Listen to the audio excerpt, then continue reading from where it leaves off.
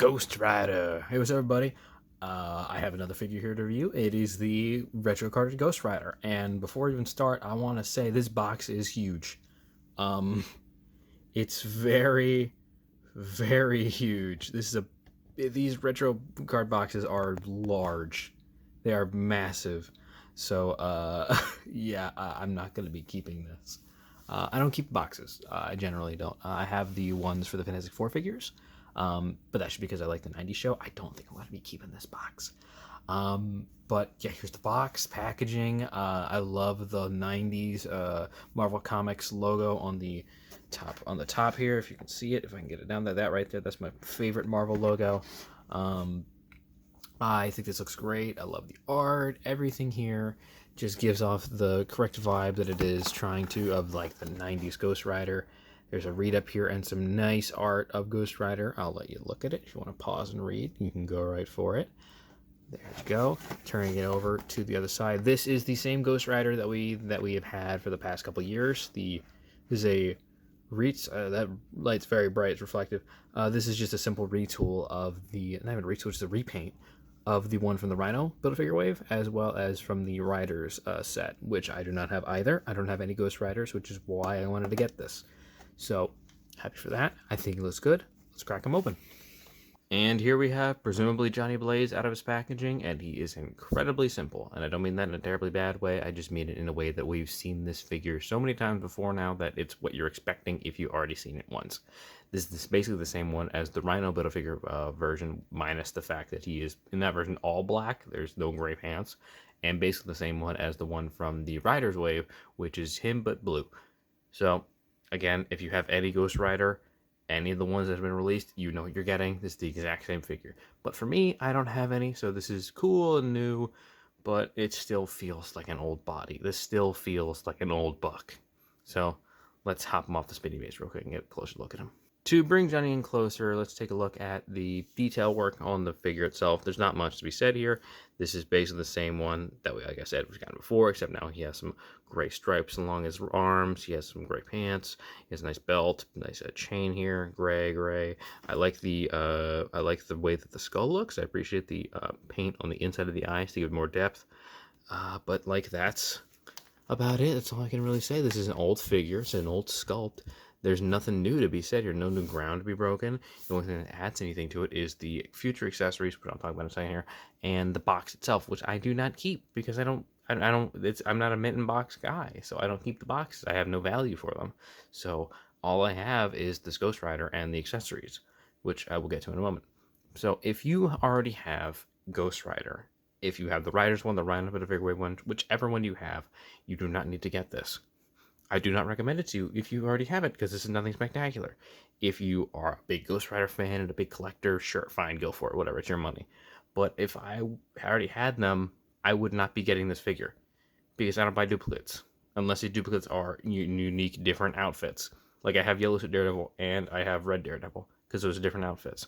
But I would not pick this up if I already had the blue one, because that's my ideal Ghost Rider, which I'm not going to get, because that figure is like $300 in the aftermarket. So I'm just not going to get that, which is a shame, but whatever. Let's take a look at the accessories. To start, he has what he's equipped with right now. He has the black hands and the flaming skull head. You can, however, remove that to give a much cooler, very rad looking head sculpt, which I want to bring in just to take a look at, because this is awesome. It's a half flaming on effect of him about to turn into Ghost Rider. It really looks like classic 70s Johnny Blaze. The sculptor for this is actually Paul Harding, who does a fantastic job on his Twitter and Instagram pages. Please go check him out. He's a fantastic sculptor, digital renderer, awesome artist. And again, this looks fantastic. It's a really good head sculpt. Props to the digital artist who made this happen. Props to the sculptor, everything. This is a fantastic looking head sculpt. I love the screeching. It looks like he's in agony, he's in pain. The translucency of the head sculpt. It's great. It's a really good touch. So it's really cool, and I really think that's awesome. I mean, it's not $32 worth, which is how much this figure is, but it's really cool. He also has a set of very unique hands, which are bone themed, as well as the exact same flame effect, magic effect pieces we've seen for so long. You've seen them right here. I'll take one off. It's this one. You know what it is. It's whatever. They're no good. I don't like them. I don't like them at all. They don't stick they don't stick to anybody's hands. They look tacky. They don't work. I don't like them. I ignore them. But they're there because that's what I included. So I'll let you know how about it. As for the hand sculpts, though, these are cool. I'm a big fan. We have one on his right hand, which is a sort of gripping hand. So you can use the chain accessory, which he also comes with, which I'll show in a moment, to put that in his hand if you want. As well as on the left side is a more open, like kind of gripping, like reaching for you hand. That's cool. I would have preferred maybe like a fist, but this is also cool. I don't mind. It adds something else to it. So that's really cool. And like I said, he does come with a chain, which is this chain. I don't know if this is reuse. Probably is. I doubt they would have made a whole new sculpt after making these 3 new sculpts, but it's cool. I appreciate the transition from silver to orange to red. It looks good.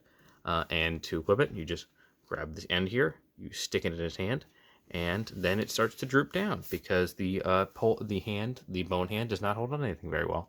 So you should really use the black hands to do that. But yeah, this is it. Also, mine came bent. It was like bent when I opened up out of the box, unfortunately. So it just sort of droops, which is a shame. So yeah, there's all your accessories. Now, as for articulation, I will not spend a lot of time on this because I guarantee you already know the exact articulation you're going to get here. On the Ghost Rider skull head, particularly, there is a hinge at the jaw, so you can have him screaming, open, whatever. It does add some depth to the figure. It's a nice touch. I appreciate that. His head is on a ball joint. It can do a full 360. Well, maybe not quite a full 360. You can get pretty close, though. Be careful with the joint because it'll like lock up that way, so be careful with that. There is a ab crunch that goes that far forward, that far backwards. There's a 360 ab rotation. There, you can push his arm up because it's on a ratchet joint, about that far on that side, about that far on that side. Does not go up terribly far, but that's why you twist it, like so. There's a swivel at the upper bicep. There are double jointed elbows. Very nice. There is a hinge at the wrist. This is the same on all 4 of the hands. There is a hinge at the wrist that goes upwards like so. There is a kick this far forward. Actually, quite far forward. There's a kick this far back. He has a weird leg length. He can kick his lower back. Yeah, that's a weird leg length. Sorry, just that threw me off. I didn't realize it'd be that far. There's a swivel at the upper thigh. Here we go. There is not one at the calf, not down here. There are double jointed knees, like I showed you, and there's a forward-facing pin for rocker at the feet. So there's your articulation. Very simple, very standard Marvel Legends fare. Nothing too spectacular. Now, as for size comparison, let's bring in the AIM figure, which this figure shares a mostly body reuse with. Really the big difference is being the different forearms and the fact that he has different boots. These boots are way better. These boots have a lot of trouble standing. So if you have this AIM figure, it's basically the same figure, except there's just some minor differences. So yeah, there's that. Now, as for some other flaming characters, we have Firelord, who looks very cool, and we have Frankie Ray Nova from the Galactus HasLab, which, again, also look very cool together. You can have a whole shelf of burning hot red characters, I guess.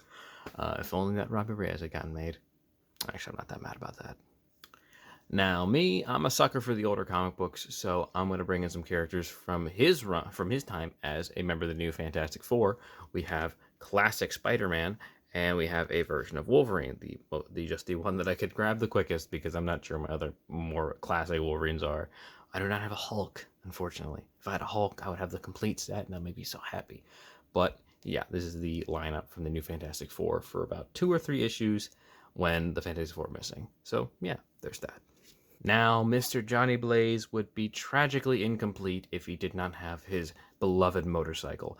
And unfortunately, I do not have a version of Ghost Rider's motorcycle. I never get the Rider's one. I don't have any classic Toy Biz versions. I do, however, have the Rider's Punisher bike, which if I bring in here real quick, and you can see I already added some flame effects to the front here, it will work very well as a replacement for that. Now, to show you that, if you take a couple accessories, specifically the flame effect from the Frankie Ray HasLab and some of the fire effects, and you stick them all on the motorcycle, it will work, kind of, for a Ghost Rider bike. And I have no problem just making this my new permanent Ghost Rider bike, because in my mind, Punisher, he doesn't use a bike. He has a Punisher van. So I'm honestly not that bummed that this will probably be the way that he's positioned for good, because my Punisher just gonna hold guns just on a shelf. So yeah, if you have this and you want a bike for your Ghost Rider, well, here you go. It's a super easy solution. All it takes is a couple fire effects, and you don't even need this. You can take that off if you don't have the HasLab. And if you have some other like Bandai Tamashii Nations fire effects, that works great too. So yeah, this is the this has been the retro Ghost Rider figure. Fine, completely fine. It's a totally serviceable figure. If you already have one, you don't need it. And if you already have the Riders one, then you really don't need it, unless you're a big fan of the black. I prefer the blue, but again, this is a classic Ghost Rider, so yeah. But anyways, thank you very much for sticking to the end of this. And if you liked it, please like, please comment, subscribe, all that other stuff. Thank you very much. Have a great day.